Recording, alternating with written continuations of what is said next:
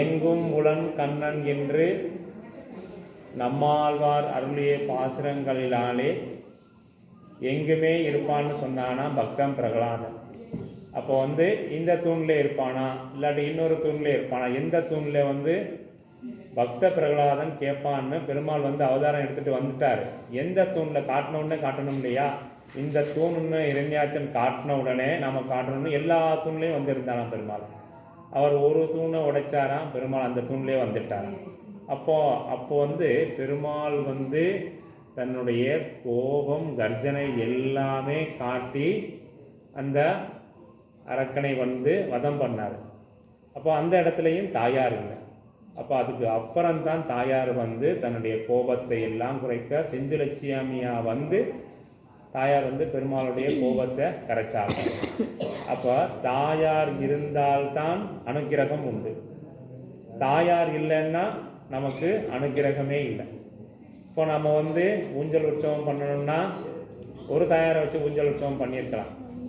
ஆனால் நமக்கு தனித்தாயார் இல்லைங்கிறதுனால ஸ்ரீதேவி பூதேவியுடன் கூடிய ஒரு தாயார் இல்லை, நமக்கு இன்னைக்கு 2 தாயார்கள் உண்டு.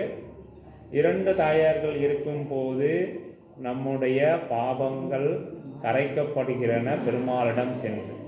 ஏன்னா அவங்க நமக்காக ரொம்ப வேண்டுவாளாம். பெருமாள்கிட்ட என் பிள்ளை வந்திருக்கான், நீ அவங்ககிட்ட இருக்க தோஷம் தீட்டெல்லாம் பார்க்காதே, அவனை கடாசித்து அருள்னு சொல்லுவாளாம். அப்போ ஸ்ரீதேவி பூதேவியுடன் பெருமாள் இருக்காருன்னா அன்னைக்கு மட்டும் பெருமாள் தனி அழகாக காட்டுவார். இப்போ இந்த 3 வாரத்தில் நம்ம 3 வாரத்துலேயும் அவர் தாயார்களோட இருக்கிறதுனால தினம் பெருமாள் அழகு தான். அப்போ அந்த பெருமாளை நாம் அடையணும்னா எப்படி அடையலாம்? அப்போ நாம் தாயாரையும் பெருமாளையும் சேவிக்கணும்னா பெருமாள் நமக்கு கடாட்சி தரணும்னா ஒன்று தான் எளிமையான வழி நம்முடைய முன்னோர்கள் எல்லாரும் சொல்லியிருக்காங்க.